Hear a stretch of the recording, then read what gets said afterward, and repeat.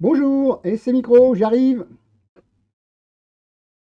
Bonjour. Alors, tiens, c'est bizarre, il manque des choses. Voilà. Ce dont on va parler aujourd'hui, c'est impression 3D, mais béton, en grand format. Comment faire des maisons. Alors, théoriquement, aujourd'hui, vous allez pouvoir entendre le son des vidéos que je vais vous proposer. J'ai trouvé l'astuce comment faire, grâce à certaines personnes que j'ai contactées. On va faire un truc. Je suis apparemment mal cadré, mais c'est pas grave, c'est pas le principal. Donc, bonjour à tous. Aujourd'hui, c'est béton. C'est vraiment béton. C'est super béton. Donc oui, c'est cet article-là que vous voyez à l'écran qui m'a décidé à vous en parler aujourd'hui, puisque le lycée professionnel s'intéresse à l'impression béton. Donc on va aller dérouler un petit peu cette histoire. Vous verrez, alors l'article a été sur Primante 3D, hein. Vous le retrouverez sûrement. Moi j'ai tapé impression béton 3D lycée, et voilà. Donc l'article nous dit que l'impression béton va révolutionner le monde de la construction. Alors, le professeur est à gauche, là, sur votre écran, hein, c'est lui qui enseigne apparemment. Donc, c'est les vidéos qu'on va aller voir, c'est le plus important. Mais voilà, une mini-imprimante, ils apprennent à gérer l'imprimante en mini format, hein, parce que vous allez voir que c'est beaucoup, beaucoup, beaucoup plus gros après, mais c'est carrément des bétonnières complètes qui arrivent et qui permettent d'injecter le béton.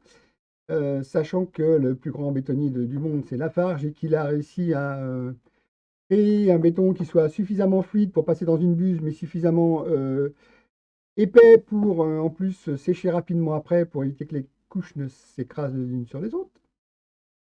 Alors, donc c'est cet article-là, hein, on ne va pas s'éterniser dessus, on va aller directement sur les vidéos. Et là, oh, c'est joli, un escalier qui débouche sur rien. Non, c'est juste pour le style, hein. Excusez-moi, hein, c'est de la plaisanterie. Donc voilà. Apparemment, ça va révolutionner le monde. Il suffirait de 2 millions d'imprimantes grand format pour faire 2 millions de maisons simultanément. Voilà, donc et tout ça, c'est des articles, hein. Après, une fois qu'on a 2 millions de machines, qu'est-ce qui sera passé quand on aura fait nos 2 millions de logements? Eh ben, ça ne servira à rien. Donc, ça ne sert à rien de se précipiter. On verra que certains reportages, ça permet de faire des choses. Alors, ils en parlent principalement pour les futurs sans-abri ou éventuels sans-abri en cas de catastrophe. Sachant qu'il faut quand même minimum 24 heures. Or, les abris de fortune, en 24 heures, c'est trop long encore. Encore trop long. Vaut mieux amener par cargo des containers qui sont pas loin et les aménager rapidement ou qui sont déjà aménagés. Donc voilà. Euh, Ils ont fait ça en Chine, des petites maisons de 10 mètres carrés pour les gens qui venaient à l'hôpital au moment de la pandémie. Enfin bon, c'est. Voilà. Donc on va aller voir le premier reportage. On va laisser parler la dame parce que vous allez l'entendre normalement. J'espère que vous allez bien depuis ma dernière vidéo, malgré cette période difficile de confinement. Je me suis intéressée dernièrement aux imprimantes 3D. Bonjour On en parle Yoshi, beaucoup excuse-moi, je d'ailleurs. t'ai vu, mais j'étais parti Les dans mon imprimantes speech. 3D sont devenues financièrement abordables pour le grand public depuis Alors, faudrait me 2013. dire si tu as le son, Aujourd'hui, elles sont Yoshi. utilisées Tu entends bien la dame? et certains particuliers C'est les très en gentil. ont aussi chez eux. Quelque chose que Vous avez normalement tu dois sûrement vu ce l'entendre. reportage sur J'ai l'enfant fait la de 14 manipulation 15 ans pour qui a pouvoir réalisé des masques avec son imprimante 3D pour la diffuser le son. protection des soignants contre le coronavirus. Franchement, cela est admirable. Par contre, je prends coup de vieux. Ah, de Je l'écho. n'ai pas eu ça pendant mon enfance Ah, j'ai et compris. je ne possède toujours pas. Je vais C'est bientôt probablement avoir le l'idée de micro faire qui du capte. style de mon temps, ça Ah oui, n'existait pas. c'est le micro C'est qui pour capte. cela qu'aujourd'hui j'ai décidé de ne pas vous parler des petits Alors, j'ai fait imprimantes une erreur. particuliers, mais des Je vais imprimantes arrêter la vidéo. industrielles. Il faut que je fasse quelque chose, c'est que le son, il faut que je le fasse passer autre part. J'ai compris. Alors, c'est une manipulation que je vais devoir faire. Afficher. Le son micro, non. Alors, on va couper celui-là. Et on va mettre celui-là. Je vais vérifier que ça marche. Puissant et Non, c'est pas le bon son. On va vérifier que c'est ce son-là. énorme. Ah oui. Qu'est-ce que c'est que cette histoire? Oui, désolé, j'ai j'ai le problème de son. C'est que normalement, je dois modifier ça. J'ai fait une manipulation.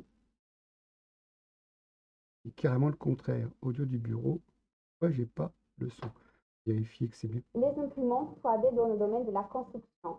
Je vais vous parler de différents types d'imprimantes. Pourquoi ça sort par là? Excusez-moi, un instant.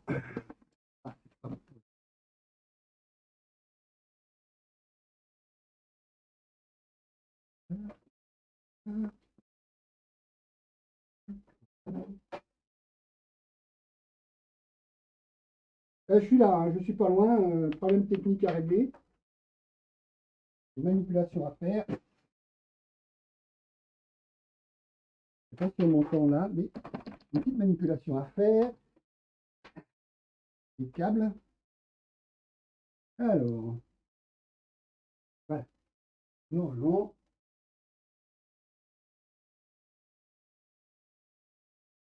Alors, je suis de retour. Alors, qu'est-ce que c'est que cette histoire? Je vais baisser un peu mon son parce qu'il est trop puissant. Alors, je vais voir ce que ça donne. Alors, le son. Parler de plusieurs projets Alors, réalisés maintenant, il en devrait plus y avoir France d'écho. ou à travers le Bonjour, monde, Ice. des matériaux utilisés, Merci de ta présence. l'avantage de Alors, l'utilisation, j'espère que... sans Je vais oublier couper le mon côté son un instant. écologique. Donc, vous entendez bien le Je son de la commence vidéo par les trois super et ma entreprises voix par-dessus. françaises sans lancées écho, dans alors. l'impression 3D dans la construction. ben, c'est X3 gentil, est Lucie. une entreprise Merci. parisienne d'impression 3D Ah oui, créée c'est fin prévu, à la 2015. va-vite, Pour cela, ils j'ai utilisent trouvé le la robot de solution seulement marque ce matin. ABB. Ils Grâce ont à développé Ice, en d'ailleurs, interne qui leur est propre ici logiciel. présent. Leur premier Merci de votre projet présence, porte les sur gars. la création C'est de gentil. mobilier urbain, de murs intérieurs et de poteaux porteurs pour le Je projet vois monter, hein, concept comme Iris. d'habitude, je fais Et un tout minute ça de dans thé un avec style deux très infusés. design. Ils font C'est un aussi peu des chaud. murs arrondis pour le projet Villa Print, Par contre, la moi, j'entends construction plus de tout, 5 mais c'est ça. logements sociaux On au sein entend. de l'écoquartier Réma Verte Je vais à repasser. Reims.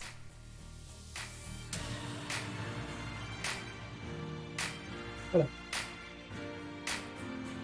Ok. Et par contre, je disparaît de Pour le l'image. projet Iris, ils ont travaillé en collaboration avec Lafarge Désolé, Holcim, hein. un leader mondial des Quelques matériaux de manipulations à construction. faire. Ce dernier a participé à la formulation du Attends, béton qui a été spécialement adapté à l'impression 3D. Il est assez fluide pour réaliser des couches fines de béton et pour qu'il soit pompé, mais il doit aussi être suffisamment ferme à la sortie de l'imprimante pour soutenir Dis-moi. son poids propre. Mais à la Il va-vite. doit en plus Désolé. durcir rapidement pour permettre de cumuler Ah. les couches de béton. Grâce à cette Donc, j'entends le technologie, reportage en même des temps que moules de vous. poteaux et du mur sont imprimés. Ces Oui, moules mais sont enfin, ensuite remplis d'un béton fibré à ultra haute performance pour Ah, assurer c'est leur bizarre. fonction Ah. structurelle en se Bizarre. passant de ferraillage. Pour cela, ils ont choisi un béton peut-être à que j'ai base mis de stéréo quelque ductale. part. La fluidité de ce béton permet de remplir l'intégralité du moule, Je y pensais compris tous Je ses vais coins. modifier ça. Compte tenu de sa forme tordue, cela est difficilement réalisable avec un béton À moins classique. que j'ai fait une manipulation. 4 qui poteaux soit pas correcte. extérieurs et un mur intérieur sont fabriqués avec les procédés de l'impression 3D en Donc, en usine mono. et transportés sur site. Ah, voilà. Cette Donc, j'ai mis en entreprise mono. innovante ne Peut-être vise que pas tu que le passeras marché même du sur bâtiment, maintenant. comme la majorité Faut me des dire, hein. startups d'imprimantes 3D, mais il s'attaque à tous les domaines de la construction. À part Et ça, donc, ils ont aussi participé à la construction de pylônes de télécom en forme de troncs d'arbres Oui, Ice. avant d'être Je te végétalisés vois. en Guadeloupe. Ah, ah. Mais aussi à la création de mannequins qui servira à la création d'un vide annulaire Normalement, dans le le son mur que j'ai réglé, j'ai tout mis préfabriqué en mono. du démarrage d'un microtunnelier à Rouen. Pour de petites Donc, ça séries devrait, ou pour la réalisation de pour formes me confirmer, complexes, merci. l'impression 3D revient moins cher que la préfabrication qui C'est utilise encore des une moules manipulation. ou le couler en qui n'est pas place. forcément la meilleure. Je passe maintenant à un projet écologique réalisé par ses moyens.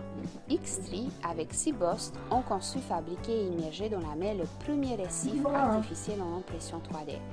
Les procédés d'impression 3D ont permis Exprimé, pas un professionnel, hein. poreuses, Alors, mimant ça va l'un même, des Cass habitats naturels les ouais. plus riches de la Méditerranée, le coralligène. Il faudrait des centaines d'années pour que ce genre d'habitat se forme naturellement et puisse ensuite abriter des milliers d'espèces. Dans ce contexte de dégradation de l'environnement marin, l'impression Ah oui, moi aussi, 3D ça fait ça. offre de belles perspectives pour la restauration de ces écosystèmes indispensables. Ah oui, mais ça me fait ça Et aussi. là, on passe à la Étonnant. construction du logement social à Nantes appelé Mais en Innova. direct, ça me fait ça. Les procédés de l'impression Ah, 3D j'ai sur la dit ça, réalisation encore. de ce bâtiment sont uniques au monde. Dans la majorité des imprimantes 3D, le robot extrude des couches fines de béton. Le robot conçu par Batiprix vient déposer 2 couches de mousse polymère expansif qui serviront de coffrage Ah, il y a une définitif petite pour le coupure, mur en hein, c'est béton. normal, j'ai fait une erreur. Le robot fait 4 Une mètres de coupure. long. Il est polyarticulaire mobile, ce qui permet de construire les murs du bâtiment directement sur le site. Il a été développé par des chercheurs de l'Université de Nantes. Le logement Innova a une surface de 95 mètres carrés et une hauteur totale de 4 mètres. Les murs ont été réalisés en 54 heures. Ah ouais, Ces c'est procédés étonnant. de C'est vrai que construction ont permis la réalisation du vidéo en power elle-même qui cool, était déjà ce qui est comme plus ça, alors, difficile si l'on utilise les limite méthodes servir. traditionnelles. Ouais, c'est la vidéo, à mon L'avantage avis. absolu de cette technique de réalisation est les Ah bah deux merci de me couches dire de qu'après mousse j'ai sur deux le côtés. mur. Il permet d'isoler Parce que j'ai tout thermiquement est le passé en bâtiment. mono, mais Le bâtiment apparemment, c'est Innova vrai que moi, respecte dans mon les casque normes aussi, RT 2012. sur ma droite, Et j'ai la même les musique, dépenses énergétiques du et sur ma bâtiment gauche, sont j'ai la voix. J'ai dû 40% mettre plus deux puces faibles que les différentes. critères demandés par la norme. Oui, oui, bah, de toute Construction façon, je vais 3D mettre est la vidéo, jeune hein. pousse française dans ce domaine, mais elle Je vais pas attaque la passer dynamiquement le intégralement, je vais faire marché. des sauts, hein, parce que voilà. Et ces projets pour voler à Ouais, l'international c'est vrai que et c'est bizarre. utilisés comme enduit. La Ah structure oui, alors interne ça, c'est porteuse intéressant. est une structure en bois. 10% de chaud Voilà, hydraulique. on va revenir un peu en arrière. C'est très intéressant. Le riz est un aliment principal Voilà. pour plus de la Il moitié faut de la se servir population de mondiale matériaux et il naturels produit une présents, grande quantité de et non déchets pas du béton. naturels. Pourquoi ne pas utiliser ces Voilà. deux matières premières locales pour la Et ça, c'est construction des intéressant parce que c'est bâtiments? écolo, C'est la plus que le démarche béton, écologique prise parce par que c'est un WASP, béton dont la végétal, on solution va dire. a un faible impact sur l'environnement. Gaïa comporte 25% de terre, Alors, extraite Gaïa, c'est la du site de terre, hein, construction, en dont 30% Finlande. d'argile, Gaïa, 40% c'est la de terre lion et nourricière, normalement. 30% de sable. Il faut ajouter à ce mélange 40% de paille de riz, 25% C'est de écolo, balles hein. de riz et 10% de chaux hydraulique. Les fondations sont réalisées à l'aide de l'impression 3D en utilisant le béton, mais sa Bon, consommation a la été jeune dame, minimisée dans sa apparemment, un globalité. accent, Ce je sais système pas de d'impression quelle 3D est nationalité. facilement monté Ça sur dérange pas, site et j'espère. s'adapte à la zone d'impression. Il peut être configuré avec une, 3 ou 5 imprimantes 3D travaillant simultanément. C'est carrément. D'un point de vue consommation de d'énergie, l'industriel. les chemins tissés à l'intérieur du mur jouent un rôle primordial dans l'isolation thermique et la ventilation naturelle. Le processus de l'impression 3D a duré 100 heures pour un volume total de 9 m3. WASP a utilisé les déchets du riz pour remplir le sol, la structure en nid d'abeille des murs et la toiture afin d'améliorer l'isolation thermique. Ah, j'ai préféré Le qu'on mélange fasse- appelé parler un peu Gaïa plus sur a la partie été écologique. aussi utilisé comme enduit. Que La sur la structure selle béton, interne hein. porteuse Mais est les une autres sont structure en bois. principalement béton, hein. Cette construction est conforme aux normes de construction européennes pour le et répéter. internationales. C'est La trop bien construction a mangé, duré 10 jours pour une surface de 20 mètres carrés. Le coût total aux matériaux est de 900 €, une solution idéale pour la construction vraiment des très, logements très dans peu des cher. pays pauvres ou après une catastrophe naturelle. J'aimerais aussi vous parler du plus grand bâtiment du monde imprimé en 3D. C'est un Alors là, on bâtiment va administratif sauter de 2 étages. Voilà, à Dubaï, ils se disent thermiquement. Oui. L'hôpital de Xianing à côté de la ville de On va Wuhan. passer. Chaque maisonnette comprend douche, toilette et air conditionné. Une très bonne solution, n'est-ce pas?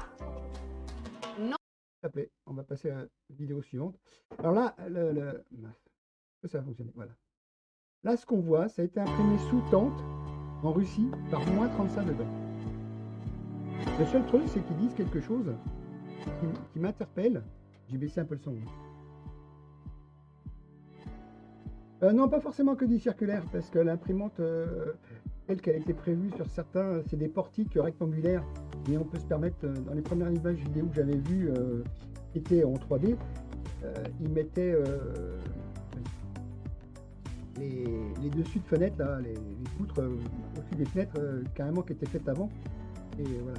Ah, c'est vrai que c'est pratique de faire du rond, parce que l'imprimante en elle-même, elle est sur un pivot, hein, très pratique. Mais il y en a d'autres qui existent. Mais voilà.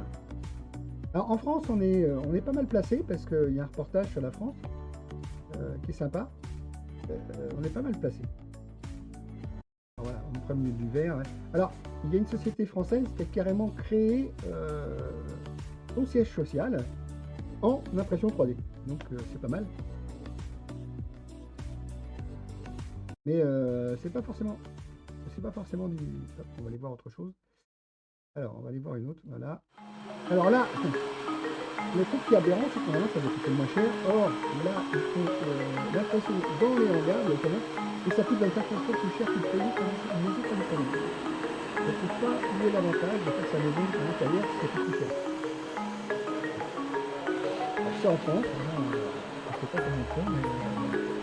Ah voilà, c'est en France, on estime, parce que... On va pas faire une gâchette de reportage.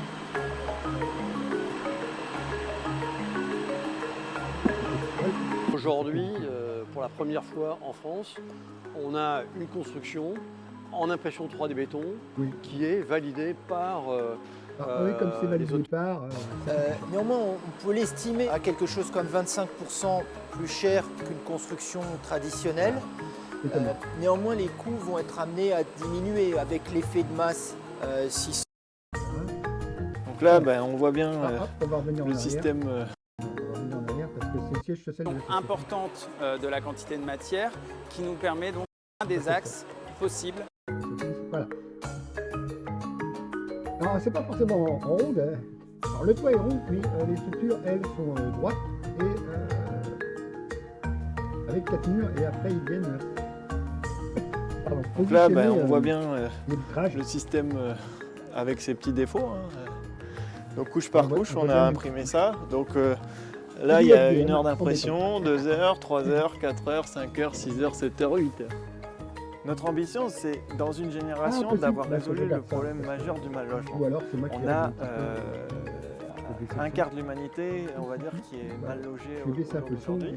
Et donc si on Et, peut, par la technologie, apporter une machine qui va construire une maison par jour, comme on peut l'imaginer d'ores et déjà, je vais baisser ma mère. on se Et dit je bien regarde qu'avec un comment million faire de pour machines, on peut d'avoir déjà plein de juguler choses. la croissance du mal logement. Et 2 millions de machines résolveront le problème.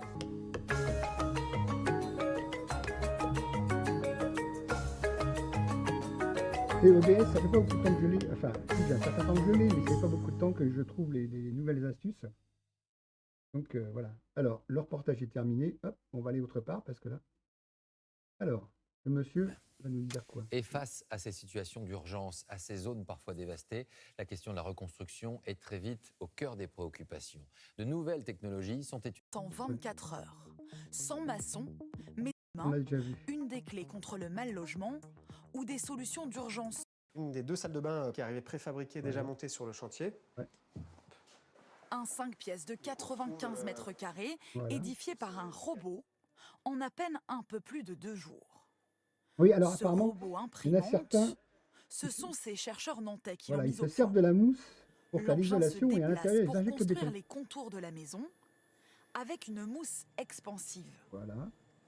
Je sais pas Cette si c'est écolo, la structure mousse sert expansive comme ensuite ça. de moule au mur du futur bâtiment. On vient ensuite imprimer le béton à l'intérieur. Et donc Voilà. on se retrouve avec une triple paroi, avec de l'isolation côté extérieur de la maison et l'isolation qui est à l'intérieur. La grande précision du robot Voilà. a permis à l'architecte d'innover dans les formes. Ce que va vous permettre c'est quand même full béton, le robot imprimante, c'est justement de pouvoir imprimer très exactement ce que vous dessinez sans aucune limitation formelle, etc. C'est-à-dire qu'il est vraiment capable de dessiner la moindre courbure aussi simplement que mon imagination peut Voilà, c'est ça. peut le dessiner. Une liberté Donc, de ils forme, s'affranchissent. mais ce n'est pas tout. L'impression 3D permet aussi de simplifier le chantier. Au lieu de 8 maçons, mobilisés pendant 3 semaines pour Waouh. une maison de 95 mètres carrés, Ah. il faut seulement 2 techniciens plus un robot pendant Ouais. 3 jours maximum Ouais. pour une maison 3D. Il y avait des gens qui vont se Des spécialiser économies qui n'ont pas échappé à ce bailleur social et nantais. il y a des gens qui vont perdre leur cofinançant métier du parce qu'ils projet. vont pas pouvoir se requalifier. de 10 à 20% Parce que quelqu'un qui sur met le des coût briques d'un toute la logement journée, social à il n'est terme. pas forcément qualifié Si on pour, fait des séries, à on moins fait de des faire une économies formation. sur J'ai pas dit qu'il était le bête, matériau, j'ai on dit qu'il n'est pas utilise moins forcément et on fait des qualifié économies sur le temps pour d'immobilisation faire du chantier. en sorte que Des chantiers moins puisse chers, faire ce genre de choses. moins lourds, avec des machines facilement transportables, Voilà. qui permettront peut-être demain Par de contre, la lutter finition, contre je le voudrais bien mal voir comment ils logement la à font parce travers que le de la monde. mousse à la finition, je sais pas C'est comment le ils y passent. projet d'une C'est une ONG étape au qu'ils n'ont pas Texas. montrée et ça me Avec chagrine leur un peu. partenaire, une société d'impression 3D, Voilà. ils ont récemment dévoilé ce prototype de 55 mètres carrés. 55 mètres carrés, c'est 2 intéressant. chambres, une cuisine, une salle de bain, Ouais. une construction simplifiée à l'extrême pour 3 500 €. Non, En 24 heures seulement, Fantastique. le robot a posé des couches successives de béton 3500 parvenir € à pour faire bâtir une cette maison, maison. mais c'est le pied en à quoi. peine plus de 3 Les gens mois. qui s'endettent il pendant prévoit 25 ans, d'édifier 100 30 maisons ans imprimées pour avoir une 3D maison en de Haïti. 60 ou 80 mètres carrés à acheter On en n'aura neuf. jamais assez d'argent et de main-d'œuvre pour résoudre le problème du mal logement dans le monde. Voilà. Donc Ça, c'est il en faut anglais, qu'il y ait hein, une je sais révolution pas. technologique. Je pige rien en anglais. 1,2 milliard de personnes Ah, ils vivraient pensent aujourd'hui beaucoup à dans la des pauvreté habitats aussi. précaires ou des bidonvilles selon cette ONG. Mhm. La maison à impression 3D peut être une solution d'avenir. Ouais, mais je suis pas sûr. Parce que franchement, toujours dire les pauvres, les pauvres, c'est la solution. En de leur quelques imprimer une heures, maison. la machine araignée monte le mur de béton. Sur ce chantier, Voilà. pas de maçons, que des ingénieurs Voilà. qui ont Que des ingénieurs. imaginé Le problème, c'est qu'il va et falloir remplacer construit les ce maçons. prototype. Et comment? C'est une Comment on machine va les en fait, remplacer, qui ces s'apparente à une pauvres imprimante 3D qui a pour Donc, vocation alors, à c'est le imprimer siège des social de bâtiments. tout à l'heure de la Donc, la société machine est un valencienne. bras articulé évidemment, avec un tuyau à Voilà. béton. Ils ont créé leur Donc, le propre béton siège circule social avec leur Dans les technologie pour alvéoles du montrer que ça mur, marchait bien. un isolant naturel sera à terme incorporé. La maison du futur, pilotée par ordinateur, est peut-être Ah en non, train de c'est se pas la même chose. construire dans notre Excusez-moi, j'ai dit région. une bêtise. Fini les parpaings et la méthode traditionnelle avec l'invention de cette start-up valenciennoise. Ah si, c'est ça. C'est exactement complètement ça. aussi Pardon, fiable qu'une j'ai maison en pas béton compris. traditionnel. Pas compris. Clairement, là, Pas on compris. va en fait Donc se voilà. situer sur Ouais, de nouvelles c'est formes, peut-être une des solutions, mais de est-ce que nouvelles c'est manières la de solution? construire. À L'objectif chaque fois qu'on est de présente monter la une maison en solution, c'est 24 une des heures, solutions. une C'est pas celui-là. solution C'est une miracle, des solutions. selon les Et créateurs ça du part que ça. concept, des Si on réduit nordistes, qu'on plante, qui visent à long terme la solution va être l'exportation trouvée, mais de ce c'est une des savoir-faire solutions. local. Notre but, c'est de résoudre le mal logement mondial. Alors Donc pour ça veut là, dire quand même, il faut imprimer quand une même. maison Alors, par jour la maison est avec chaque machine. facilement C'est imprimable, aujourd'hui mais il faut possible. quand même une Comme dalle vous de voyez, ce béton. Une mur dalle de béton, a c'est été 45 jours imprimé d'asséchage. depuis 2-3 heures maintenant. Pour la Donc faire, on donc va il faut des aller gens sur quand même 7 heures qualifiés, c'est d'impression pas pour un l'imprimante mur. 3D qui va la faire. Comme il y en a 4, ça Des gens fait quand même 24 qualifiés heures d'origine grosso pour faire la modo dalle de béton. d'impression si on avait tout fait 45 jours de le même jour. séchage à Donc le cœur. sujet pour nous, c'est Après, la d'apporter machine une pourra venir solution dessus et d'automatisation imprimer. qui va Donc, résoudre des imprimer problèmes sa maison en 3 dans jours, des pays c'est pas vrai. en voie de développement C'est un notamment. mensonge. Avant de conquérir flagrant. le monde avec cette maison 3D, Et la meilleure 4000 imprimante mètres carrés 3D de bureaux pour une vont maison, être c'est simple, imprimés c'est ici du à bois. Bruay Vous la sur faites en l'Escaut ossature bois. d'ici quelques Vous mois. la faites en 3D en pas plus longtemps qu'une impression normale. Alors, voilà. Alors oui, on voit les sujets que j'aborde souvent. Euh, la CNC, l'impression béton, là, donc des personnes autour. Hein, on voit Monsieur Olivier Verdier, on voit Alexandre Chapelle, c'est un Américain qui fait des choses extraordinaires. Voilà. Impression, construction. La technologie a permis de réduire les coûts de presque tout ce qui nous entoure. Selon l'INSEE, depuis 1960, les ménages consacrent à l'alimentation une part de plus en plus réduite de leurs dépenses. 20% en 2014 contre 35% en 1960. La santé et l'éducation sont également plus accessibles et moins chères. L'électricité ne coûte presque plus rien comparé au siècle dernier. Je vais baisser un La peu la télécommunication vidéo. est devenue quasi gratuite. Je me souviens encore, quand j'étais gamin, chaque minute au téléphone comptait, sinon mes parents me rouspétaient. Et Internet, alors là, on n'en parle même pas. Les premières connexions étaient super chères pour pas grand-chose. Par contre, il faut avouer qu'il y a un domaine qui n'a pas connu de démonétisation drastique. C'est la construction d'infrastructures. Ce qui fait que le prix des habitations est toujours cher, ce qui empêche beaucoup de gens d'accéder à la Et propriété. surtout que c'est pas délocalisé en Chine. On fait nous-mêmes sur place. Mais c'est sur le point Mais de du- changer très bientôt avec l'arrivée de l'impression 3D à grande échelle. Cette technologie va permettre de construire des maisons en une Alors, le fraction problème, c'est- du temps et du Le prix problème, c'est des qu'ils pensent méthodes de trop grande construction. échelle. Je vais baisser encore le son. Imprimer une maison, ça semble être une proposition ridicule. Car beaucoup de personnes, quand on parle d'impression, on a en tête le gros carré près de notre ordinateur qui copie et imprime du papier. Ouais. Pas des maisons. Effectivement, vu que ça se fait. Alors, vous avez sûrement entendu parler des imprimantes 3D qui commencent à se répandre. Là, je l'ai celle-là. D'ailleurs, je m'en sépare. Qui qu'en veut peut la prendre. Par contre, je l'expédie pas. Alors, ouais, certains posent carrément leur propre brique avec une machine. C'est pas de l'impression, mais enfin bon. La société russe Apiscore a conçu ce bras robotisé capable de déposer des couches successives de béton. Et 24 heures après, voici le résultat. Le bras peut être facilement transporté sur n'importe quel site de construction Voilà. et prêt à l'emploi en seulement 30 minutes. Exactement. Oh, et il ne faut que 2 personnes pour manœuvrer le système. Donc. Tu vois, ils font du carré quand même. Hein. Après, c'est vrai qu'on peut se permettre de faire des fantaisies. Mais en bougeant la grue, on peut construire aussi large que l'on veut en fait. Mm. Ou alors en ayant plusieurs grues synchronisées entre elles. Ouais. Toutes les formes sont imaginables. Ouais. La mission des... Voilà. Hop là, pardon. Je vais revenir dessus. Hop là. Hop. synchronisées entre elles. Voilà. Voilà. Toutes les formes, voilà. Là, même si c'est sur un pivot qu'elle est la grue, elle peut quand même faire des formes intéressantes. On va dire cubiques, comme à l'origine. Mon imprimante, elle prend 60 par 60 par 60. C'est une XYZ Printing d'Avanci 1.0A. Elle est... je vais enlever le casque parce que ça m'énerve. Elle est fermée, complètement fermée. Et j'ai fait une modification pour que le fil passe... parce que j'ai mis une bobine à l'extérieur, pour que le fil passe de l'extérieur vers l'intérieur facilement. Parce que sinon, c'était pas pratique. Puis elle est lourde, hein. Par contre, elle est très lourde, elle est très stable et très lourde. Elle fait ABS et PLA, mon imprimante. Par contre, il faut venir la chercher dans le 87. Je ne peux pas expédier, c'est trop cher. Ça me coûterait beaucoup trop cher. Vu que je donne, il faut venir la chercher dans le 87. Aux environs de Limoges. À la rigueur, je peux emmener jusqu'à Limoges. Et après, la personne peut repartir avec dans le train, hein, mais je fournis le carton d'origine. Donc, ça fait à peu près ça, 60 par 60 par 60. Elle fonctionne, hein. J'ai deux. Ouais, mais je m'en sers pas parce que le truc, c'est que pour s'en servir, il faut que j'ai une température stable dans la maison. Or, bah, du matin, des fois, c'est 10 degrés et ça monte à 20 quand je force le chauffage parce que je suis chauffé. Je vais enlever ça parce que ça me gêne. Je suis chauffé au poêle à bois, hein. D'ailleurs, je vais peut-être mettre une bûche. Et le fait que bah, c'est pas constant la température. Et puis l'été, des fois, c'est trop chaud. Donc, il faut que c'est une température constante pour pas que le PLA se décolle ou que l'ABS se décolle. Donc, il y a deux bobines entamées, une couleur naturelle, pas blanc, mais naturelle et noire. Et j'ai deux autres bobines, une qui est translucide. Alors, neuve, les deux bobines que j'ai citées, neuve et une translucide et une autre, je ne sais plus quelle couleur.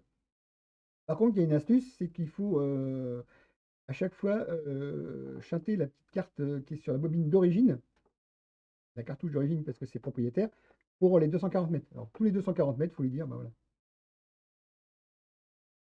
Donc, mais c'est pas grave. Je ne fais pas 240 mètres, une impression qui dure 20 heures, ça doit être possible, hein. De toute façon, elle prévient, elle s'arrête et puis bah, il suffit de la reflasher. J'ai le petit câble. Alors, il faut une carte Arduino et le programme, c'est facile, hein. Il est facilement trouvable. Je donne un lien pour le trouver. Et voilà. Donc voilà, l'impression 3D dans tous ses états, surtout quand c'est le béton, c'est intéressant. Plus besoin du retour parce que j'ai baissé un peu. Pour me dire si je ne l'ai pas trop baissé par rapport. Voilà. Donc, ouais. Alors, le seul problème, c'est qu'ils annoncent un truc, mais ils annoncent pas la chambre. Ils annoncent une pièce à vivre, mais pas de chambre. Je sais pas comment ils ont fait. 1000 euros, une maison, 1000 euros. Voilà. 1000 euros, une maison. C'est fantastique, mais est-ce que ça va durer dans le temps après? C'est ça. L'impression 3D, c'est très bien, très rapide, très puissant, mais est-ce qu'après, ça va durer dans le temps? Il y a des maisons qui durent depuis plus de 100 ans, hein. Moi, ma maison, elle a plus de 50 ans, hein. Donc, oui, puisqu'elle a été faite dans les années 50. 50 ou 60? 60 peut-être. Le sol est un ancien quai de gare, parce que c'était un gare de tramway. La maison d'à côté, c'était la gare. Après, il y a eu plusieurs destinations. Et ils ont monté des murs une fois que... Alors là, c'est carrément des briques posées par la machine. Et ici, dans quel ordre il faut les poser.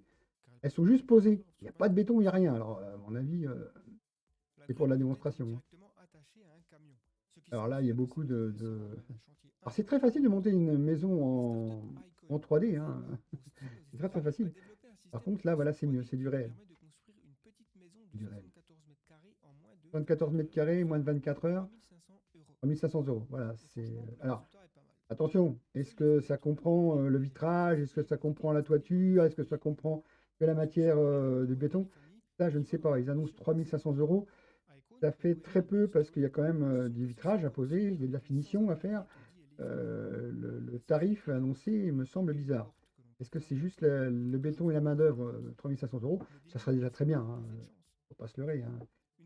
Il y a moins de 10 000 euros, vous pouvez vous payer une maison. Alors, des fois, le terrain coûte beaucoup plus cher parce qu'un terrain viabilisé, on va dire, c'est-à-dire que tout le confort avec l'électricité qui arrive et puis donc, un CU, un certificat d'urbanisme, et tout arrive. 10 000 euros, vous avez 30 mètres carrés, quoi. Si vous voulez 300 ou 400 ou 500 mètres carrés, c'est surtout en région parisienne, 500 mètres carrés, ça se vend aussi cher qu'une maison, c'est-à-dire 80 000 euros, hein. 1000 euros. Donc si vous posez une baraque de 10 000 euros sur 80 000 euros, vous êtes endetté, quoi. Donc il faut trouver dans une région où ils acceptent qu'on fasse votre maison, parce que c'est bien gentil l'impression 3D, mais c'est un nouveau format que est-ce que les maires vont accepter? C'est comme les maisons de bois, quand ça s'est arrivé, ils disent non, on ne va pas construire des chalets. Non, maison ossature bois, c'est pas un chalet. Voilà, c'est une maison ossature bois. Il y a des endroits où on peut carrément faire carrément un crépi sur l'ossature bois extérieur, qui fait que ça se fond, et c'est en Provence, d'ailleurs, hein, d'ailleurs, qui font ça, ils demandent à ce que l'extérieur soit avec un crépi aux couleurs de la Provence, quoi. Et ben ça se fait quand même sur une ossature bois. Ça n'empêche pas. Donc, ouais, l'impression 3D, c'est une solution. Est-ce que les maires vont accepter que les gens fassent leur maison 3D chez eux? C'est pas évident. Pourquoi on se trouve avec Interloop, là? Non, Hyperloop? Ouais, je sais pas. sais pas ce qui se passe. Forte demande a pour résultat un prix de l'immobilier. Oui, apparemment, je vais arrêter le sujet. Hein. Alors, qu'est-ce qu'il y a d'autre? Qu'est-ce qu'on peut aller voir? Machine 3DC, béton. On va regarder. Hop là, si je n'ai pas déjà vu le reportage. Ah, Néotech.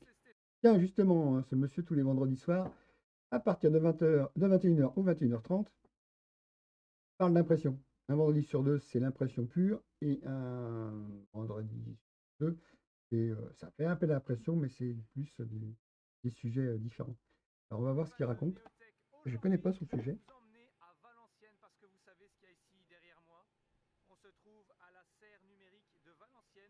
Alors, il est en Belgique. Hein. Une entreprise que vous connaissez sans doute, c'est Machine 3D, mais pas seulement. Et vous allez voir aujourd'hui, il y en aura des surprises sur Néotech. Mais tout de suite, après le générique. Alors, qu'est-ce qu'il nous prépare?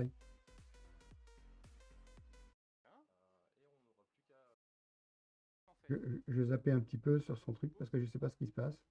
Il parle beaucoup d'impression 3D, mais il ne parle pas forcément du béton.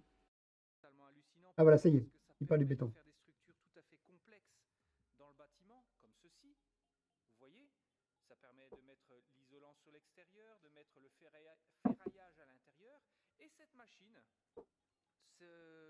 Araignée. comment on pourrait l'appeler? Eh bien, tout simplement, l'imprimante ultime du bâtiment, eh bien, elle est totalement autonome. Oui, il y a un système de calculateur. Et on va s'approcher. J'ai eu l'autorisation de vous montrer ça en exclusivité sur YouTube. Et parce que comme c'est un Belge qui est dans le Nord, à Valenciennes, qu'il a pu faire le reportage.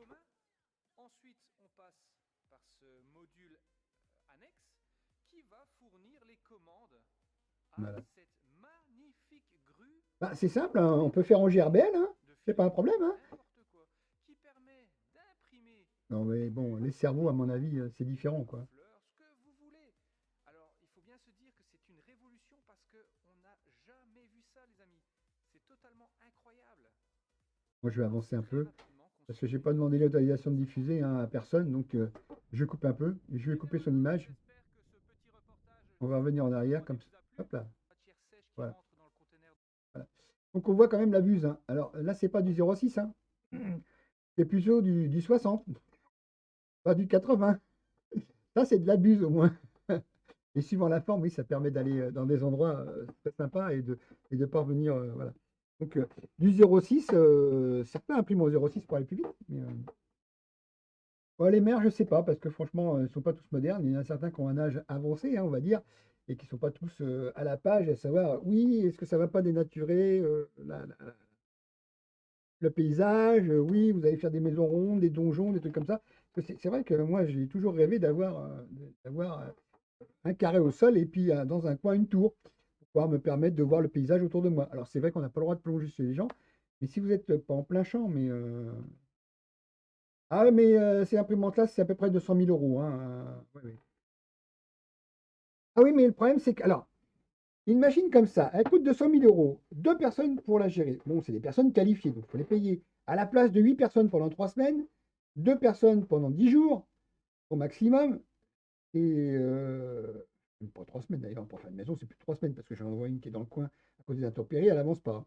Donc, si pendant 3 jours, vous payez 2 personnes correctement et que pendant 3 semaines, vous en payez 8, le ratio est vite fait. Les fiches de paye, déjà, il y en a à moins. Par contre, pour les finitions, oui, peut-être que les maçons vont venir finir et lisser les murs. Pourquoi pas? Mais ce n'est pas 8 personnes qui vont travailler à plein temps pendant 3 semaines. C'est ça qu'il va se rendre compte, le patron. Une machine, ça s'amortit. Un employé, ça ne s'amortit pas. C'est une charge. Une machine, ça s'amortit sur 5 ans ou 10 ans. Une machine comme ça, il y a de la maintenance. Et puis, il y a sûrement des... Ah oui, oui, là, le problème, c'est que les emplois, actuellement, ils vont être obligés de migrer. C'est-à-dire qu'on va prendre des personnes qui vont être plus qualifiées parce qu'il va falloir faire de la maintenance sur la machine. C'est de la mécanique. C'est électromécanique. Électromécanique, quand c'est mécanique, risque de panne. Quand c'est électrique, risque de panne.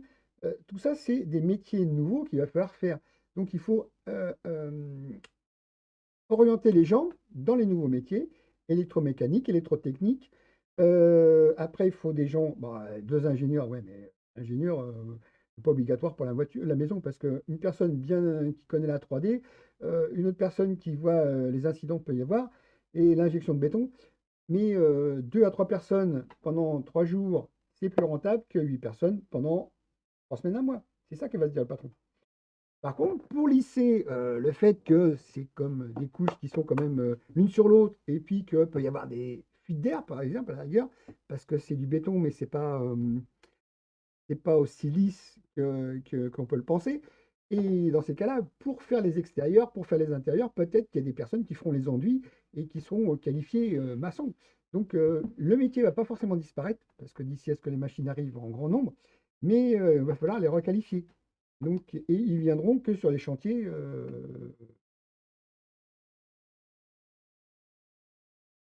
Bah, ça dépend. Ça dépend. Ouais, mais bon, euh, la maison dite traditionnelle, elle n'est pas amenée à disparaître. Comme la maison en bois, ossature bois est arrivée, ça n'a pas fait disparaître le traditionnel. La construction a été déplacée. Les tiny houses n'ont pas tué les camping-cars, ils n'ont pas tué les caravanes. C'est des marchés qui viennent s'additionner et les personnes ont un plus grand choix, un plus grand éventail. Si la personne dit je veux ma maison parce que c'est quelqu'un qui n'a pas envie d'avoir des carrés chez lui ou des rectangles ou des angles droits, eh ben, il va dire voilà, j'ai envie de me faire ma maison comme ça, j'ai envie qu'elle s'intègre dans mon paysage. Là, j'ai un arbre, j'ai pas envie de le couper, on va faire le contour plutôt que de raser l'arbre et de faire un truc droit. On va faire un contour et puis on va l'intégrer. C'est quand même une possibilité qui est offerte aux gens d'intégrer leur maison et de ne pas forcément dénaturer le lieu. Tout est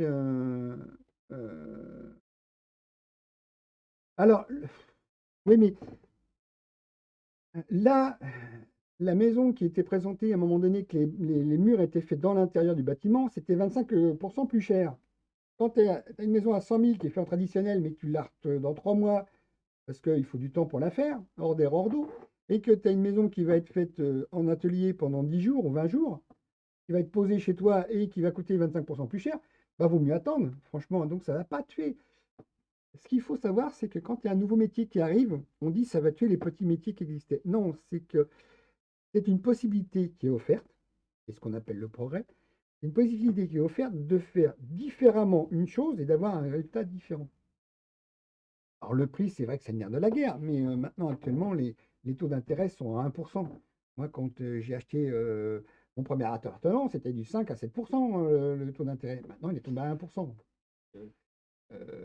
Alors, ça, ben, les assurances décennales, ben, je pense qu'ils ont dû revoir. Hein. Si c'est prouvé, alors, si le siège social de la société est créé en impression 3D, à mon avis, déjà, il est obligé d'assurer son bâtiment. Il a probablement pris son assurance décennale. Donc, si son siège social s'écroule, ça fait mauvaise impression. Donc, à mon avis, on voit arriver à une certaine échelle. Ils disent c'est des prototypes, mais il ne faut pas croire, c'est qu'ils ont déjà dû tester il y a quelques années, 2 ou 3 ans minimum, parce que ça fait plusieurs années que je vois ça que ça arrive. Ils ont dû tester et éprouver et le mettre aux intempéries sans le parler. Ils en parlent parce que c'est, comme il dit, la maison à 25% plus chère, comme il dit, c'est approuvé par l'organisme qui fait que les maisons sont certifiées. Des signes qu'ils ont dû faire à la rigueur des crash tests, qu'ils ont dû faire des choses comme ça, parce que. Mais c'est très bien de parler de ce que tu dis, hein, les assurances, les décennales, tout ce qui correspond. Mais ça permet de faire autrement une chose plutôt que de poser une maraque comme ça, vite fait, posée en 3 mois ou même voire plus. Et ça éviterait certains déboires. Les malfaçons, elles peuvent exister si c'était mal conçu. Toute maison peut avoir des malfaçons si c'est mal conçu à l'origine. Si ce n'est pas un architecte qui fait la chose, c'est sûr qu'il ne va pas aller voir les contraintes de charge, et ainsi de suite. Parce que là, le béton tel qu'il est posé, apparemment, il permet une économie. Il ne gâche pas, parce que le gars, quand il fait pour sa truelle, il jette sur le mur, il pose, il lisse et tout ça, mais il y a un gâchis. Des fois, au bas du mur, on voit qu'il y a plein de petits morceaux de béton qui sont là, il y a un gâchis. Là, ils ont fait de telle façon qu'ils n'injectent le béton qu'à l'endroit où il y en a besoin. On n'en met pas plus. On n'en met pas moins, mais on n'en met pas plus, c'est tout. Donc, ce que j'ai bien aimé, c'est la maison écolo, qui fait qu'ils ont pris des déchets de riz, hein, des coques de riz, parce que le riz qu'on voit, c'est comme le blé. Hein, et le blé, c'est la coque, on l'enlève, on fait la farine en dessous. Le riz, on voit que le grain, mais tout autour, il y a la paille de riz, tout ça. Si on se sert de déchets actuellement qui sont pas recyclés, mais qu'on les recycle autrement, très bien. Ça, c'est de l'écologie. Quand on a un déchet et qu'on sait s'en servir pour en faire autre chose, c'est écolo. Donc, moi, ce que je vois, c'est que naturellement, il y a des personnes qui arrivent en forêt, on voit les reportages en Alaska, il arrive, il coupe ses arbres et il fait sa maison avec les arbres qu'il a coupés. Bon, par contre, les arbres, à un moment donné, il faut qu'ils prévoient quelque chose parce que ça sèche. Donc, il faut qu'ils prévoient le fait que ça se tasse. Mais si on arrive dans un endroit, on arrive sur un terrain, on a un terrain, je ne sais pas, de 3000 mètres carrés. On prend quelques centimètres, par exemple 5 centimètres de la terre qui est au-dessus. Et avec cette terre-là, on fait sa maison. Il n'y a rien de plus écolo, puisqu'on a pris sur place la matière première. C'est ça l'avantage que je trouve, c'est que la matière première, quand elle est à disposition sur place, il n'y a pas besoin de la transporter. La machine, on la transporte, d'accord, on l'amène une fois sur le terrain, on met la matière première et on fait. Si on amène dans un camion, je ne sais pas, un 38 tonnes, comme moi, des fois, je vois passer un 38 tonnes tous les jours qui a de la sueur qui va dans une chaufferie pour brûler cette sueur pour qu'elle soit injectée dans une usine qui fait de la vapeur pour faire son carton ondulé. C'est très énergivore de faire de la vapeur. Donc, ils servent de la sueur, qui est donc un résidu, un déchet d'un produit industriel qui a été travaillé. Ça, c'est très bien. Par contre, ça vient de cirer aux alentours, et le 38 tonnes, tous les jours, il part à plein. Enfin, il arrive à plein, il repart à vide. Et ça, c'est quand même du local. On n'a pas fait venir la sueur de Sibérie ou je ne sais quoi. Donc, si dans un rayon de 50 km, on a la matière première et qu'on arrive à faire une maison, c'est super. Par contre, des briques qui sont faites à, je sais pas, allez, on va exagérer, en Inde. En Inde, il y a des machines qui font des super briques. Des gens, ils font des super briques, ils les font pour eux sur place. Imaginons qu'il y ait une demande. On fait venir par container les briques. Il y a un risque de casse. Ça, c'est pas écolo. Par contre, recycler un déchet. Les paysans, des fois, ils ont besoin de paille, mais il y en a qui n'ont pas forcément besoin de paille parce qu'ils n'ont pas forcément d'animaux. Donc, pardon, si avec des déchets locaux, et ici dans le Limousin, il y a beaucoup de scieries, hein, c'est une forêt assez importante en Limousin, hein. Je ne sais pas ce que représente au point de vue national, mais c'est quand même important. Si on se sert des copeaux et qu'on arrive à le lier à autre chose, à la terre par exemple, et qu'on peut en faire des murs et faisons des maisons. C'est ça qui est intéressant. Ici, des fois, je vois un paysan passer, il va chercher la sciure à la scierie du coin parce qu'elles font des palettes de l'autre côté. Il vient chercher de temps en temps pour faire de la litière pour ses animaux. C'est excellent. C'est un circuit très court. Le paysan, il est à moins de 10 km, donc c'est un circuit très court. Si à chaque fois, on adapte la solution de construction à l'endroit où on est, dans les 50 km, on va dire, c'est génial. Les pays dits pauvres, ils ont des matières premières sur place. Ils n'ont pas de béton forcément, mais ils ont, je sais pas, il y en a qui ont des troupeaux, ils ont de la bouse, ils ont de la paille, ils ont des choses comme ça. On le met dans la machine, on réinjecte, impeccable. La seule chose, c'est que la machine, elle, va être pas neutre carbone parce qu'il faut la créer. Une fois qu'elle est créée et qu'on la déplace, voilà, on arrive à faire quelque chose de bien. Donc, quand on voit des buses aussi grosses que ça, alors en plus, apparemment, elles sont en nylon, ce qui permet de faire que ça glisse bien, hein. Par contre, elles sont fixées à 10, ouais, on voit ça, tuyau, nylon, et ce qui permet de faire des choses intéressantes. Toute nouvelle technologie fait peur. On se pose des questions. Et après, on se dit, bah ouais, mais les premiers qui ont vécu dans les grottes. Après, il y avait des choses, ils ont réussi à faire du bois, parce que les premières constructions, c'était probablement en bois. Ils ont fait des châteaux forts en bois. On n'a plus de traces parce qu'ils ont tous brûlé. Après, du bois, ils se sont rendus compte que la pierre, c'était plus solide. D'accord. Et la pierre, ils ont réussi à en faire du béton. Du béton, maintenant, on revient au saturbois, très bien. On revient à des procédés que les anciens connaissaient. Tout a été testé, bien sûr, au fur et à mesure. Toute nouveauté fait peur, c'est logique. Parce qu'il faut tester, il faut savoir comment ça se passe. Et il y a toujours le fait que le mot progrès englobe des choses qui font peur. Donc voilà. Mais je suis tout à fait d'accord que on va voir s'il n'y a pas de choses intéressantes. Non, il n'y a rien d'intéressant de ce côté-là. De ce côté-là, c'était quoi? Ah, nous voilà revenus avec chez les Russes.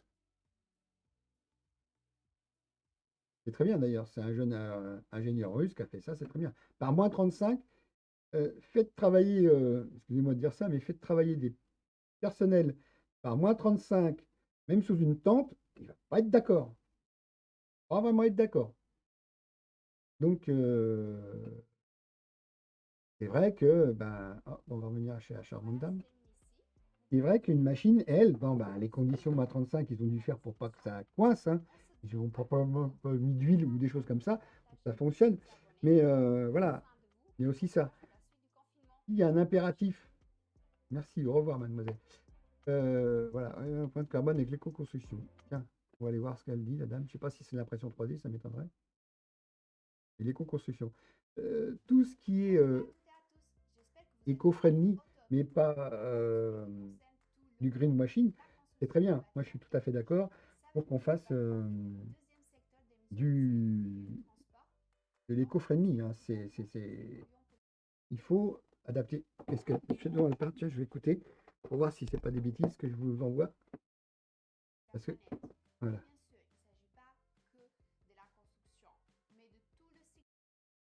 Ah, apparemment, j'ai un petit souci sur ma liaison. C'est sûrement qu'il y a trop de monde. J'ai un flux expédié pour expédier, j'ai 3 flux réception parce que c'est du YouTube. Hein. Donc je reçois et je reçois mon propre flux 2 fois pour voir ce que vous voyez. Et moi, je vais peut-être l'enlever. Et je vais juste enlever ce truc-là. Et non, bah, on va arrêter la vidéo parce qu'il y a un problème de flux. Donc oui, les assurances, les mers, tout ça, c'est la nouvelle technologie qu'il faut voir d'un autre côté et se dire, est-ce que c'est pas forcément rentable, mais est-ce que c'est quelque chose de bien? Est-ce que c'est pérenne? Voilà. Est-ce que c'est écolo et pérenne? C'est-à-dire que monter une maison en briques et vous avez un sol qui bouge trop et que ces briques se fendent, eh ben, vous pleurez parce que vous avez été berné sur la nature du terrain. Pardon. Et donc, il y a comme tout, il y a des gens qui vont s'engouffrer dans ce marché-là, ils vont vous vendre du rêve, et arrivé là, ils ne maîtrisent pas le rêve.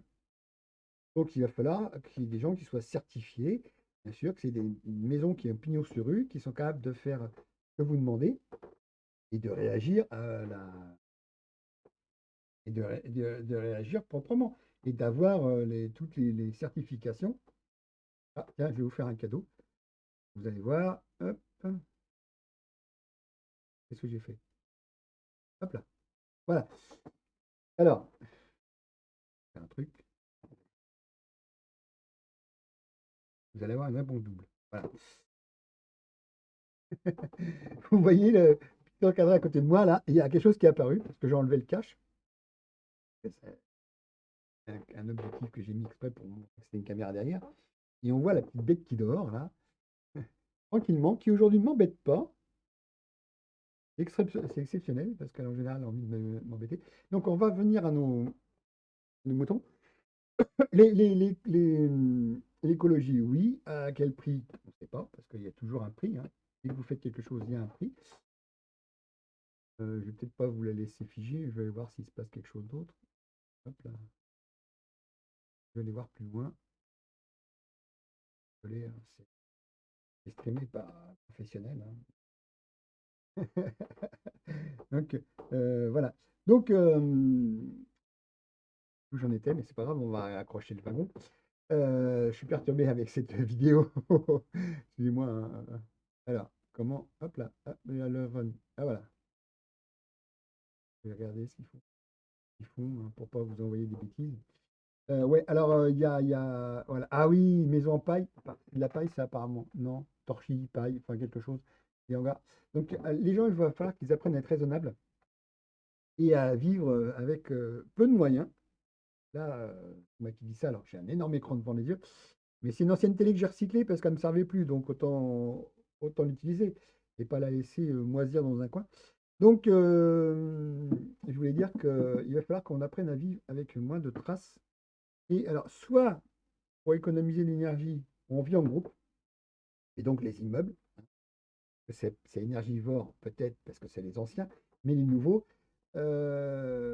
J'ai vu un jour que l'humanité complète, si on lui offrait à chaque personne 1 m² de vie, on pourrait vivre dans un cube de 27 km de côté.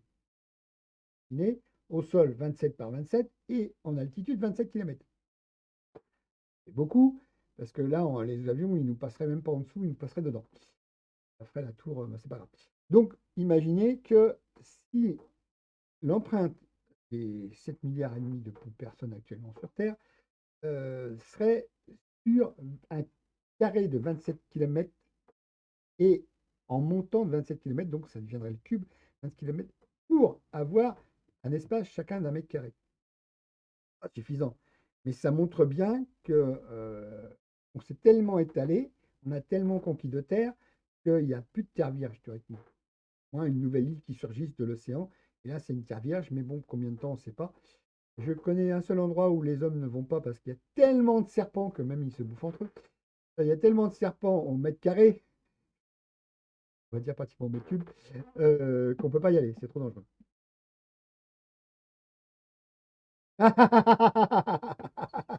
Très drôle. Avec le Covid, c'est 2 mètres, oui. Bon. Mais au Japon, on a à peine 2 m³ pour les chambres. Il y a des chambres qui sont des dortoirs, des couloirs carrément, où vous rentrez dans une capsule qui fait à peine 2 m³. 2 mètres de long par moins d'1 m de haut.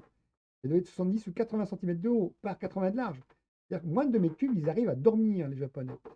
Ils vivent là-dedans, il y en a certains.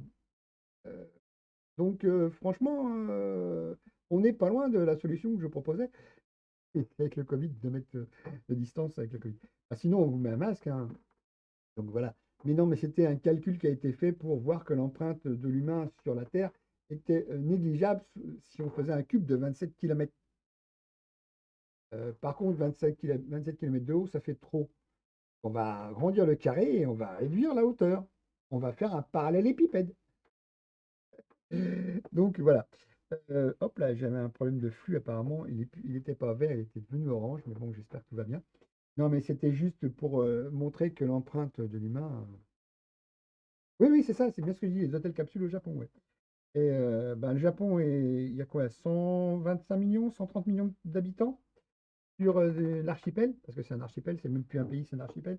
Et ils arrivent quand même à avoir un petit peu de nature, hein, parce qu'heureusement qu'ils ont un petit peu de nature, parce qu'ils font de la culture aussi. Et ouais, ouais, mais moi, non, mais ça existe aussi en France, hein, les bailleurs qui sont, voilà, des trucs insalubres. Non, mais et on voit en Chine, quand une famille, alors il y a 4 générations des fois en Chine dans une maison qui fait 30 mètres carrés, 40 mètres carrés. Moi, j'ai 110 mètres carrés à ma disposition. Un jour, je vous ferai faire le tour, hein, je prendrai le téléphone, je vous ferai faire le tour, parce que c'est un téléphone qui me filme, donc en Wi-Fi, ce qui fait que je peux me déplacer comme je veux. Je vous ferai faire un tour de l'endroit de la pièce à vivre où je suis. Vous verrez, c'est aberrant, hein. J'ai beaucoup de surface. Alors, pour chauffer, il n'y a pas que de la surface, c'est aussi du volume que j'ai, parce qu'il y a un plafond à 3 mètres de haut. Donc, comme j'en ai déjà dit, j'ai 160 mètres cubes à chauffer, avec un poêle qui sort 7 kW, je crois.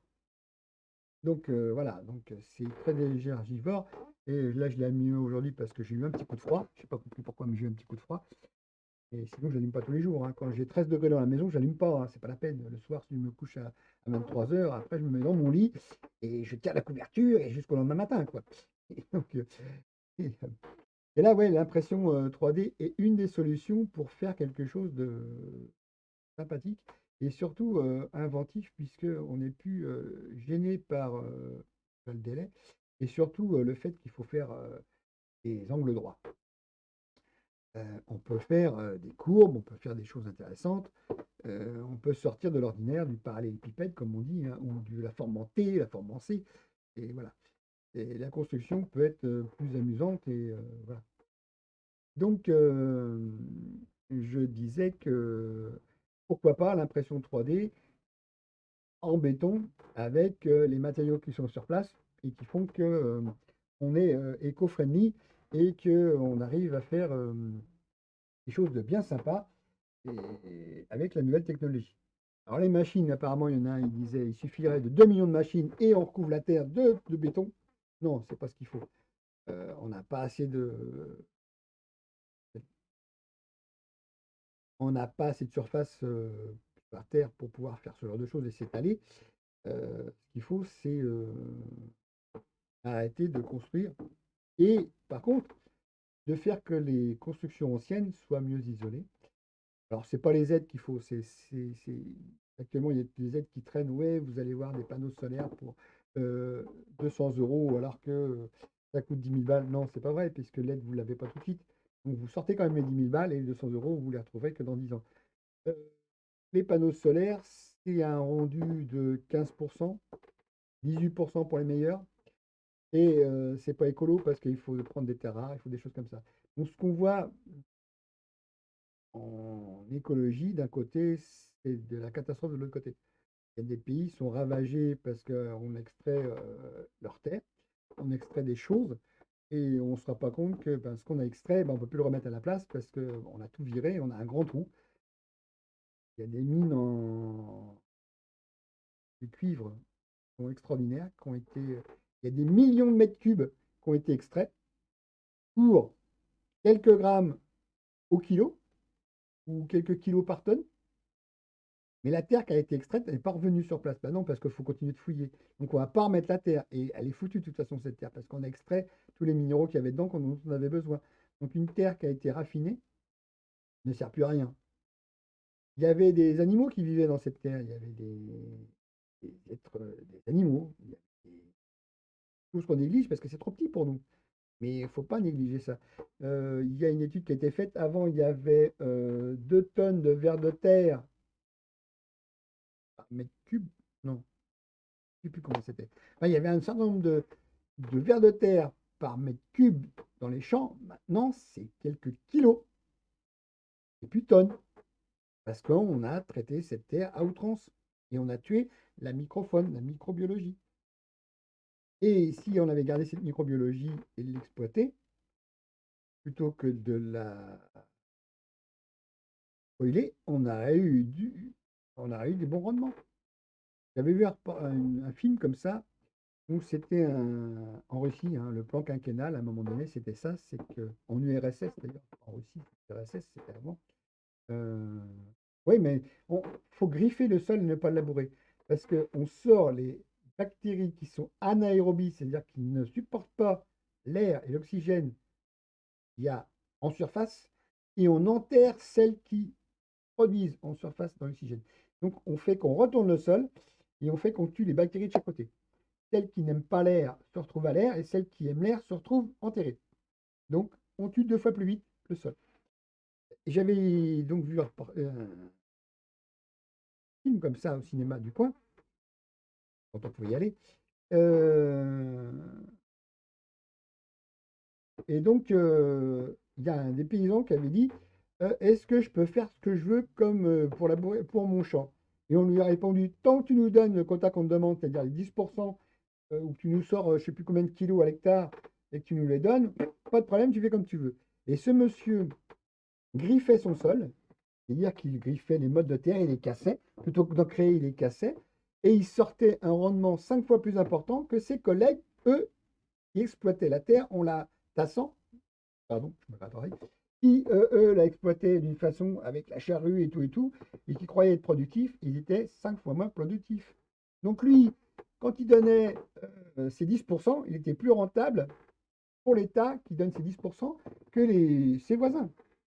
Donc, ce qui fait qu'il avait compris que la terre, il fallait la respecter, et il en tirait plus en respectant cette terre que les gars qui étaient autour de lui et qui la massacraient, la martyrisaient. Et il ne comprenait pas les autres. Mais comment tu fais? Ben voilà, je fais comme ça, je respecte la terre. Je la griffe, c'est-à-dire que je prends la croûte et je la casse juste la croûte, et je ne cherche pas à aller 30 cm en profondeur et à faire des mottes, parce que quand on passe une charrue, on tasse la terre, on la fait remonter et on faut la casser après. Mais il la casse pas. Donc ce qui fait que après, c'est vrai, les pluies, ça draine et ainsi de suite. Ça fait que l'eau ne pénètre plus parce que la terre est tassée, elle ne va plus dans la profondeur, et il faut absolument arroser, arroser, arroser, arroser, arroser. Et voilà. Et après, comme la terre est tassée, ça arrose sur quelques millimètres et après elle s'écoule et elle part dans les champs d'à côté. Donc quand on voit comment c'est fait, c'est aberrant. C'est aberrant. Voilà, voilà, la grelinette. c'est juste remuer la terre pour l'aérer. Surtout pas la passer du plus profond au plus haut. Voilà. Et d'ailleurs, on n'aurait même pas besoin d'aérer la terre si on faisait attention aux vers de terre, qui eux l'aèrent naturellement. C'est pour ça qu'il faut continuer à ce que la terre soit le plus humide possible, parce que déjà, ça leur facilite le passage. Et moi, je vois que de mon côté, j'avais la cendre, je l'ai posée dans un coin.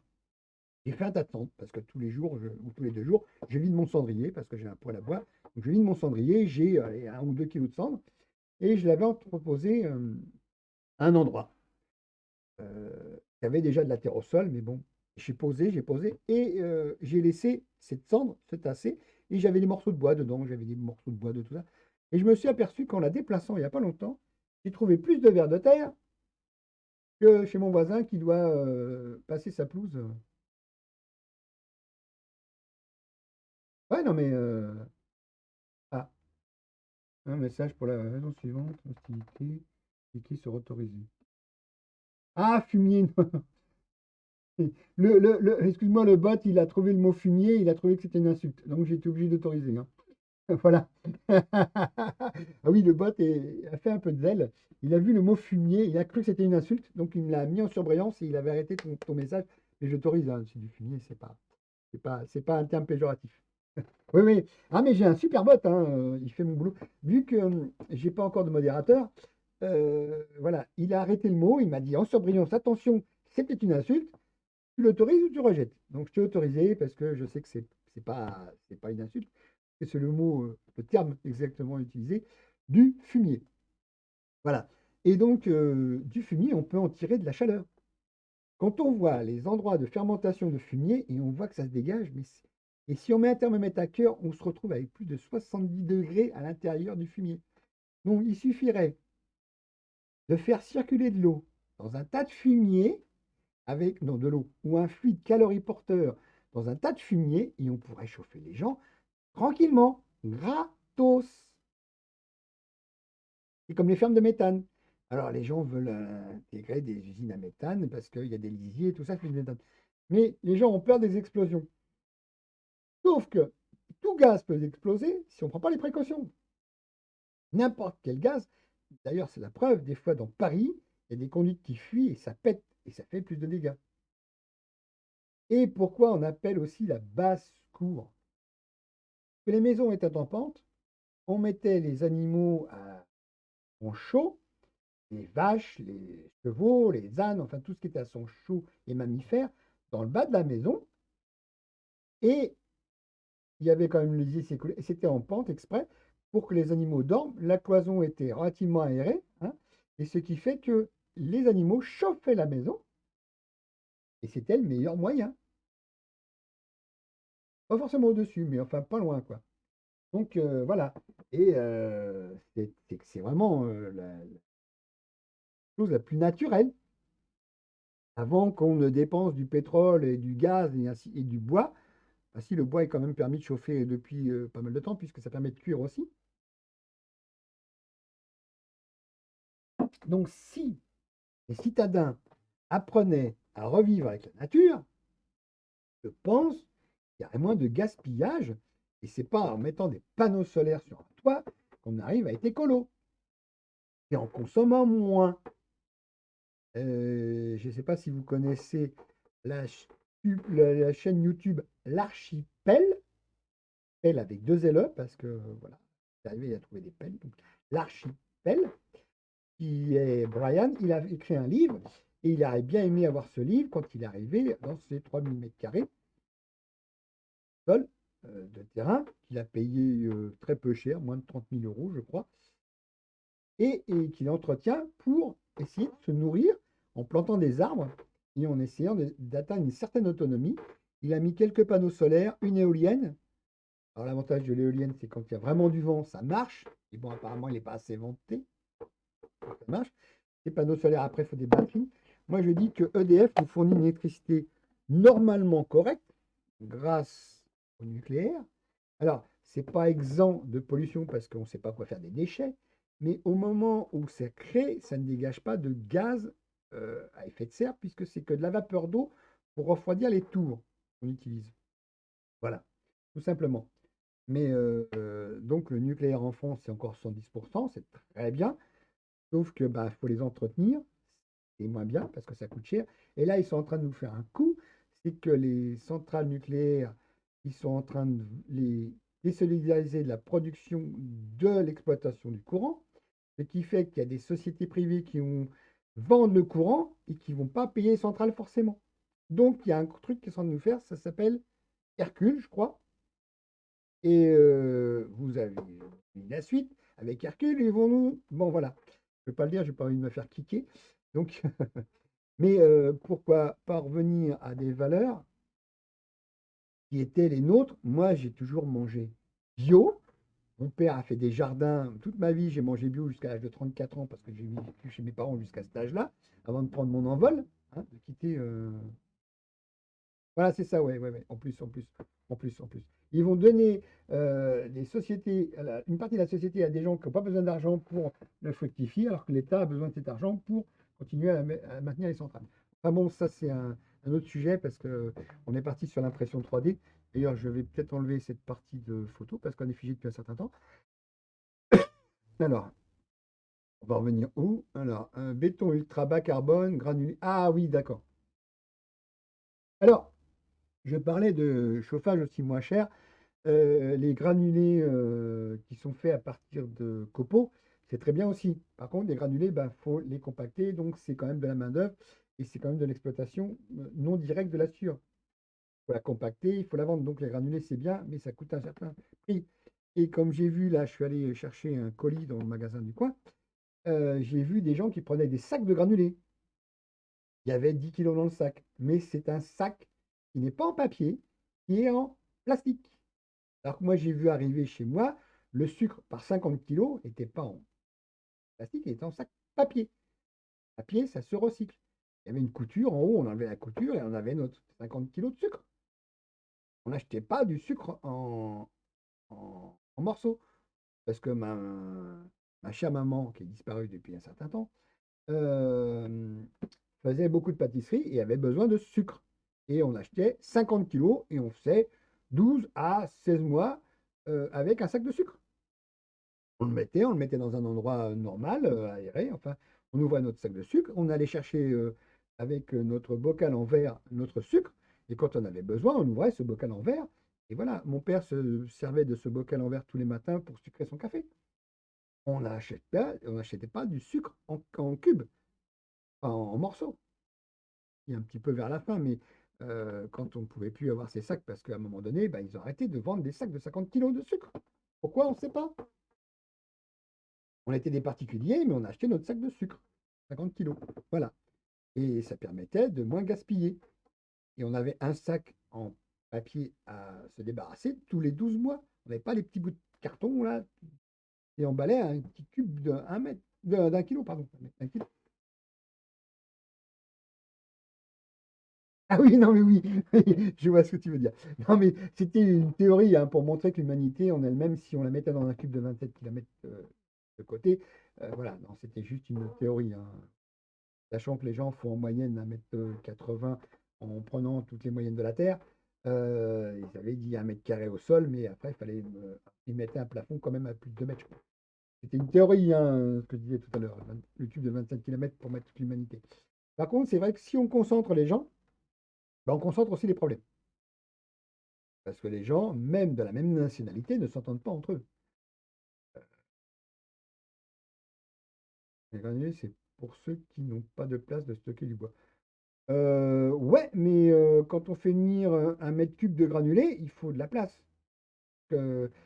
Moi, j'ai vu par chez moi, il y a des camions qui viennent, c'est marqué granulés. Et c'est pas pour les bestiaux.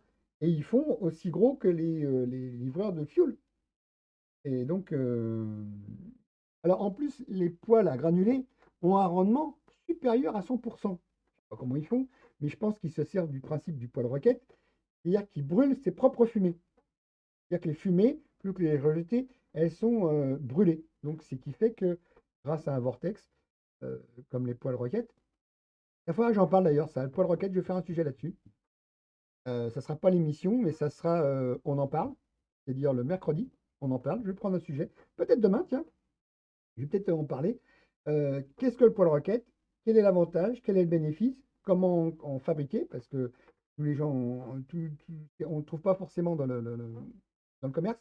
Et c'est un poêle de masse, c'est-à-dire que on brûle pendant 1 heure ou deux de la matière et après, on se sert de la masse qui est autour pour chauffer la pièce et l'endroit où il est posé. Alors, c'est vrai que. Ah, et on peut brûler tout ce qu'on veut, c'est-à-dire qu'on prend un branchage, vous taillez votre arbre, vous coupez les branches, vous attendez que ça sèche 1 an, ou alors vous attendez 6 mois, à la saison, et vous mettez même vos feuilles mortes, et on arrive à faire de la chaleur extrême.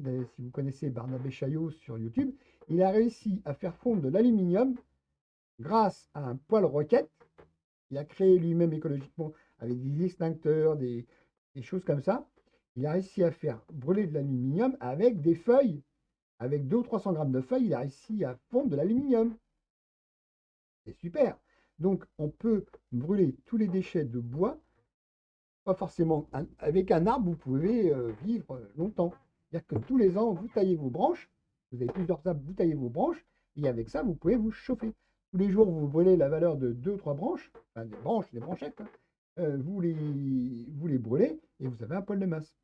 Donc, si vous voulez, demain, je vais en parler. C'est vrai, on en parle. Parce que c'est un sujet d'actualité brûlant. Brûlant. Paul Roquette, c'est extraordinaire. Donc, on va parler du Paul Roquette demain. Tiens, justement, c'est un très bon sujet. Je vais le noter. Je vais noter ça tout de suite. Paul Roquette. Comment le fabriquer si on souhaite le fabriquer? Comment s'en servir? Et poêle de masse en général, on va parler. Tiens. Poêle de masse et roquette. Hop là. Il y a plein de papier partout. Hop là. Alors, poêle de masse, poêle roquette. Alors, roquette, parce qu'apparemment, ça fait un bruit de fusée. Alors, il y a poêle roquette, poêle fusée, poêle dragon. Et poêle de masse. Alors, j'en ai vu un superbe. Un poêle de masse. C'est au château de Chambord. Le château de Chambord a 250 cheminées, je crois. C'est extraordinaire. Et il y a eu un poêle de masse qui est en faïence verte autour. Et donc, il brûlait pendant 2 ou 3 heures, quelque chose. Et autour, il y avait une masse qui prenait cette chaleur et qui la diffusait comme un radiateur. Il n'y a que le poêle en lui-même fait radiateur. Mais alors, on se sert dans les poêles de masse de vermiculite, je crois. C'est un matériau qui emmagasine bien la chaleur et qui peut la restituer doucement. Donc voilà. Donc demain, poêle dragon, poêle roquette, poêle fusée, poêle de masse. On va en parler parce que c'est un sujet brûlant, parce que c'est très écologique, avec, je sais pas, la valeur de, je sais pas, 3-4 kilos de feuilles, quelques 1 ou 2 kilos de branches. On peut se chauffer pendant 8 heures en brûlant pendant 1 heure. J'avais déjà parlé un peu de ce sujet-là, mais je crois qu'on va revenir dessus.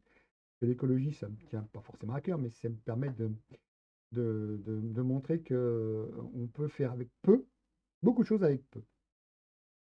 Preuve, il y a des gens qui faisaient des maisons en torchis avant, ils le faisaient avec peu.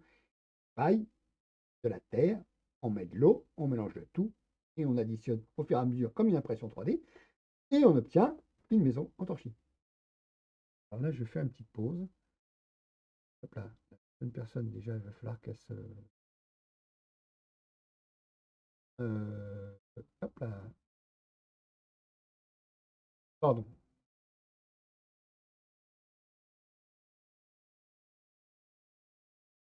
Et hop, je vais disparaître.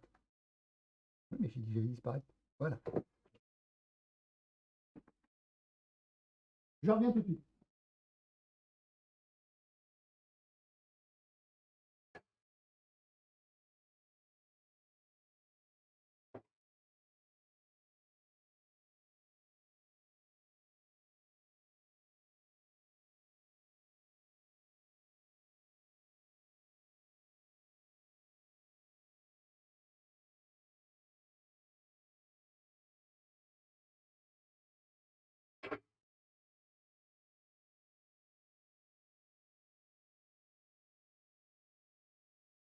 J'arrive. Vous avez dû m'entendre, hein, je suppose. Et on va revenir à la... Hop là. Voilà, réapparition. Je vais éviter de la laisser en suspens parce que la bouche ouverte est bien gentille, mais elle doit fatiguer. Dame. On va continuer. Pas que vous entendez. Il n'y a pas de discussion. Ok, ben, je te remercie, Yoshi. Ah oui, les enfants encore. Ah oui, c'est vrai. La semaine prochaine, tu pourras venir me voir tous les jours si tu le souhaites. Les vacances des enfants seront commencées. Alors, Da Vinci, qu'est-ce qu'il raconte ces gens-là? Voilà. J'ai pas mis le casque. Donc, ouais, demain, tu peux venir. Ah oui, les enfants. Hein. Ouais, il faudrait savoir à quelle heure j'ai plus d'audience parce que je me suis aperçu que j'ai beaucoup de visionnage de ma VOD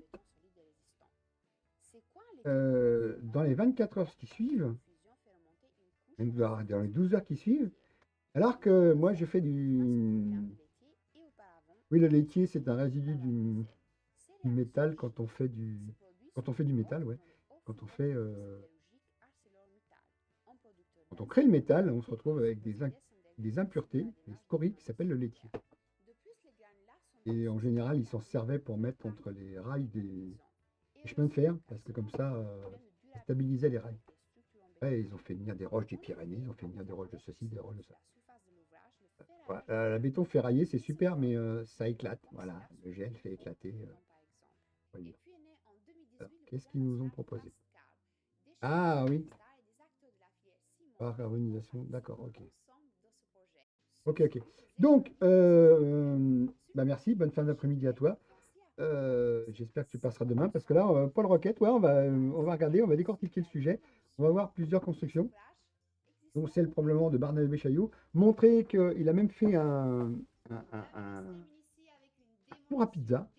Et il a fait aussi fondre des choses dans un four alimenté par des feuilles mortes. Comme quoi, c'est pas la peine de forcément abattre les arbres quand on veut, ça nous dit, quand on veut se chauffer. Et c'est vrai que le fumier, à mon avis, c'est quand même quelque chose d'écologique qui pourrait en parler. Je pense que c'est une solution, une des solutions. Voilà. Il y a aussi collecter l'eau de pluie, des choses comme ça. La maison 100% autonome, ouais. Alors ça, c'est l'archipel. Voilà. C'est Brian de l'archipel qui est en visite. C'est une personne qui est devenu paysan parce qu'il a quand même 13 hectares à exploiter. Et il a créé sa propre maison. Et avec une stère de bois, c'est-à-dire 1 mètre cube, il chauffe sa maison pendant 1 an. Enfin, la partie hivernale. Donc, des fois, il met 2 bûches dans son poêle et il arrive à 22, 23, 24 degrés en mettant que 2 bûches dans un petit poêle. Et sa maison est très bien isolée, très écologique. Et voilà. Et il exploite ces 13 hectares donc professionnel. Il faut mettre en professionnel. Au bout d'un certain nombre d'hectares que vous avez, si vous avez la facilité de pouvoir construire sur vos propres champs, il faut devenir paysan, enfin agriculteur. Paysan, agriculteur, c'est pas péjoratif. Paysan, c'est une personne qui vit de la terre. Hein. Faut pas croire, c'est quelqu'un du pays qui exploite sa terre, c'est logique. Paysan, c'est pas péjoratif. Agriculteur, éleveur, enfin tout ce qui est métier de la terre. Hein. Donc c'est pas du tout péjoratif. Et voilà. Donc c'est lui l'archipel, hein, c'est le monsieur de l'archipel, donc Brian. Il fait des reportages actuellement, il peut en faire moins parce que 2020 a changé la donne. Et c'est lui qui est arrivé sur ces 3000 m², qui essaye de tendre vers une certaine autonomie, pas forcément une autarcie, mais une autonomie. L'autarcie, c'est vivre sur soi-même et non pas s'occuper des autres. Donc, permettre de faire des échanges avec ses voisins, des choses comme ça. Il est très, très ouvert puisque c'était un citadin. Et d'ailleurs, il a fait un livre pour expliquer le fait qu'il est passé de citadin à néo-autonomiste, comme il dit. Et qu'il a bien aimé trouver ce livre-là quand il est sorti de la Défense, parce qu'il habitait la Défense dans un 20 m². Quand il l'a revendu, une fois qu'il a eu payé la fin de son crédit, il a pu obtenir 40 000 €, je crois. Et avec ces 40 000 €, il s'est installé et il fait beaucoup d'efforts et il fait pas mal de démarches pour rester dans son... il a choisi, quoi. Donc, on va l'écouter quelques instants et on l'arrêtera après. J'espère que vous allez bien. Ça fait très longtemps que je vous ai pas fait. Il explique que... alors, la personne qui vit maintenant sur ces 13 hectares n'est pas un débutant, puisque il était constructeur de maisons en ossature de bois. Voilà. Et qu'il avait fait ça toute sa vie. C'est quand même un architecte qui a vendu des maisons. Voilà, l'archipel. On va bien voir comment ça s'écrit. Là, je vous laisse l'image quelques instants. Hein. L'archipel. Et donc, c'est Brian. Je sais plus son nom. C'est pas grave, c'est pas le plus important. Et donc, voilà. Donc, je vais couper. Hein. Après, c'est pas la peine d'aller plus loin.